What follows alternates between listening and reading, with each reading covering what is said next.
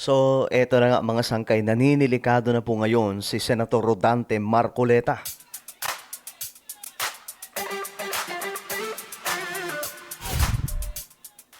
Hello, what's up guys? Magandang oras po sa inyong lahat. Pag-usapan po natin ito ngayon mga sangkay kasi nga po, namumurong arestuhin si Senator Rodante Marcoleta anumang oras mula ngayon.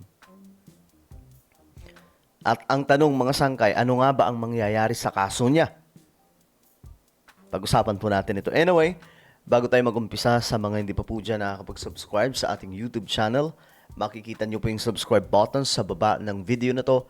I-click nyo lamang po yung subscribe, i-click ang bell, at i-click nyo po yung all. Sa mga nanonood po sa Facebook, i-follow nyo po yung ating Facebook page. Okay guys, so tingnan po natin, ano nga ba talaga yung mangyayari kay Senator Rodante Marcoleta. Ngayong may kaso po siyang non-bailable. Eto, tingnan po natin ang balita, mga sangkay. Kasi, mayroong nagsalita, mga sangkay, itong si Senator Lacson, na ayon po dito, mga sangkay, nakikitang posibleng magkaroon ng reverse trial sa kaso ni Senator Rodante Marcoleta. So, ano po yun? Pakinggan po natin. Dahil umano sa sariling bibig kaya nahaharap sa kasong plunder si Senador Rodante Marcoleta. Handa naman kaya ang Senado sakaling humantong ang kaso sa pag-aresto? Alamin sa Agenda Weekend Report ni Dexter Ganibe ng Abante. Posible raw mauwi sa reverse trial ang kasong plunder laban kay Senador Rodante Marcoleta. Yan ang nakikita ni Senator Panfilo Lacson kung matutuloy sa full-blown trial ang kaso na isinampa ng Ombudsman sa Sandigan Bayan. Reverse trial ang tawag sa legal procedure kung saan ang akusado ang siyang unang maghaharap ng ebidensya matapos ang pag-amin sa mga isinasakdal laban sa kanya. Sabi ni Senator Lacson, posibleng manood na lang ang mga piskal habang mismong si Marcoleta ang makikipagtalo laban sa ebidensyang siya rin ang naglatag. Mistula raw kasing gumawa si Marcoleta ng isang admission against interest sa telebisyon nang aminin niya na tumanggap siya ng mga cash donation para sa kanyang kampanya sa pagkasenador habang nagsisilbi bilang kongresista, ngunit hindi niya ito idineklara sa kanyang Statement of Contributions and Expenditures sa SOSE. Okay, so yun ang naging problema actually ni Marcoleta, mga sangkay. Ako sinasabi ko din talaga na may mali din talaga si Marcoleta. No? Kasi hindi niya dinideklara, maliban doon, itong mga donasyon, mga sangkay, na hindi niya dinideklara sa SOSE, binunyag pa po niya, mga sangkay. Sa sobrang, ewan ko, mga sangkay, sa sobrang siguro niyang kumpiyansa o kumpante na walang gagalaw sa kanya, ngayon, nahaharap po siya sa plunder case. No? At dito, delikado po talaga yung kalagayan niya, mga sangkay. So, paano kung makulong talaga siya dito, mga sangkay? Ako, hindi po ako magtataka. Pero, ito nga yung opinion ko dyan, no? Kung makukulong si Marcoleta, dapat unahin po lahat ng mga involved na kongresista pagdating po sa korupsyon. Sila po kasi yun yung nauna eh. 'Di ba? Yun yung nauna. At sa totoo lang, ang presidente po natin, ang gusto po talaga niya, diyan may makulong. Siya po yung unang nagsiwalat niyan, mga sangkay. Siya lang po yung kaisa-isang gumawa ng aksyon na presidente pagdating po dito sa mga katiwalian sa mga proyekto. At ang gusto din po talaga makita ng presidente natin na may mga taong makukulong, hindi lamang po ito mga small fish, kundi mga big fish. So, nauna po yun, mga sangkay. So, dapat, unahin muna yun, then isunod na si Marcoleta kung okay na yun. 'Di ba? At si Marcoleta, doon na niya labanan yung kaso niya sa korte. Ganun lang yun, mga sangkay. Kasi ang mga tao ngayon, sa totoo lang, ang interesado lang naman po sa kaso ni Marcoleta, yung mga basher niya. Pero yung the rest of the people sa Pilipinas, interesado sila sino ang makukulong dito sa flood control corruption. Massive corruption yun, guys. Hindi po yung biro na corruption, ha?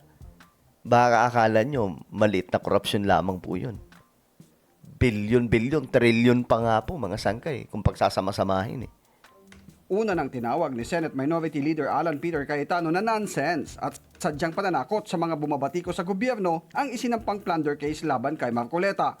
Malinaw niya itong panggigipit at injustice dahil magsisilbi umano itong babala sa lahat ng tutuligsa sa gobyerno.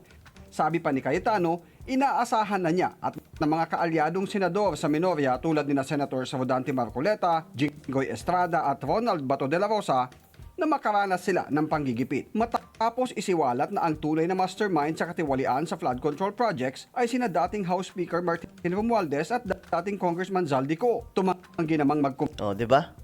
Pero alam niyo mga sangkay, sobrang malakas din talaga itong si Martin eh. Naano siya eh. Naitago niya lahat ng mga ebidensya eh. Talagang ang linis po kung titingnan eh. Kaya nga sinasabi po nila, wala daw pong, yung naratibo, wala pong ebidensya. It doesn't mean walang ebidensya. Mga sangkay, hindi na po siya guilty dyan. No? Alam nyo, kung titingnan lang po, makikita lang po sa third eye, no? Lahat ng mga corrupt, mga sangkay, makikita natin lahat. Halos lahat ng mga politikong ito, mga sangkay. Kaya nga lang, yung numero kasi ng pinangungurap, ng kinukurap, doon makikita kung sino talaga yung pinakabuhaya. Pambira. Pero, sabi pa nga, kahit anong tago mo dyan, lalabas at lalabas pa rin yan. May sisingaw pa rin dyan, di ba? komento si Senate President Win Gatchalian sa kasong kinakaharap ni Marcoleta. Pero pinaghahandaan niya ng Senado ang lahat ng senaryo sakaling humantong sa pagpapaaresto ang kaso ni Marcoleta. Itong mga nakaraang araw, may mga rallies rin na nangyari, so pinaghandaan rin natin yan. So lahat ng senaryo pinaghahandaan naman. At yung ating Sergeant at Arms ay mayroon ng mga action plan sa bawat senaryo. So, Sabi ni SP Gatchalian, may pagkakataon pa naman si Marcoleta na maghain ng kanyang depensa sa kaso niya sa Sandigan Bayan. Para sa Agenda Week. Okay, so, ayan, mga sangkay. Well, kung tatanungin nyo ako kung talagang may kalokohang ginawa si Marcoleta, masasabi po natin na mayroon po talaga. Kasi hindi niya po dineclare nyo yung donation, kailangan po ideklara po yun, mga sangkay. Kaya nga lang, ito po ay galing po sa private. Pero kailangan pa rin po ideklara. Pero pagdating sa korupsyon, hindi po siya matatawag na korupsyon. Kasi nga po, galing po sa private yun eh. Individual, magtutropa po sila. No? Magtutropa sila na nag-donate. Ang mali lang talaga ni Marcoleta, yung kalokohan lang niya, hindi niya dineklara eh. Tapos inamin niya pa sa telebisyon, sa kanilang program. Diba? So, doon nagkaroon ng problema. Pero mga sangkay, ang tunay na corrupt talaga, yung nagnakaw sa pera mula po sa mga project. Hindi lamang po yun billion-billion. Trillion na po yan, mga sangkay, kung pagsasama-samahin. Ganun po kalala ang korupsyon sa ating bansa. Ultimo, kapitan, marunong mangurap.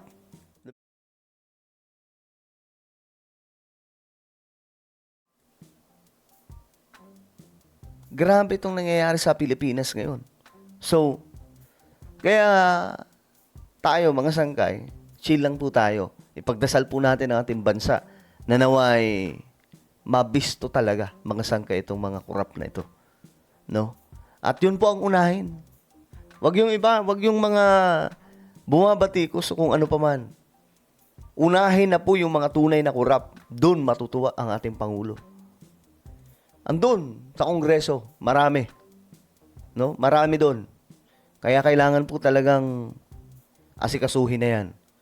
Ang daming pinangalanan mga sangkay noong 2025 bago po mag-December. Diba? Well, ano po ang inyong opinion? Comment down below. Huwag niyo pong kailimutan na i-subscribe yung ating YouTube channel. Mag-iingat pong lahat. God bless everyone.